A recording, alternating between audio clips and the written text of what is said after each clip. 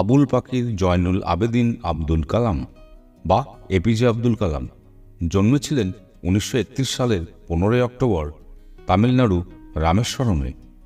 তিনি ছিলেন একাধারে বিজ্ঞানী, লেখক, সমাজচিন্তক এবং ভারতবর্ষের 11তম রাষ্ট্রপতি। তিনি তার জীবদ্দশায় অসংখ্য মহামূল্যবান বাণী লিখে গেছেন, যা থেকে আমরা সকলেই অনুপ্রাণিত হই। এবারে দেখে নিয়ে যাক ডক্টর এপিজে আব্দুল কালামের 10টি অবিস্মরণীয় উক্তি।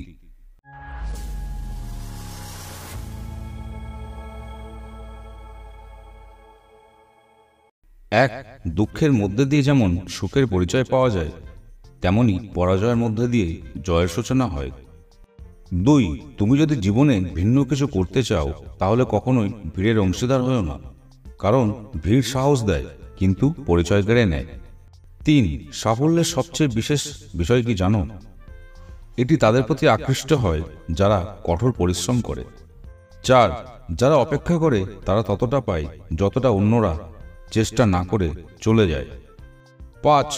তুমি যদি ব্যর্থতার দিকে মনোযোগ না দাও, তবে তুমি কখনোই সফলতা পাবে না। 6. যে জিনিসগুলি তোমাকে চ্যালেঞ্জ করে, সেগুলি তোমাকে চেঞ্জ করে। 7.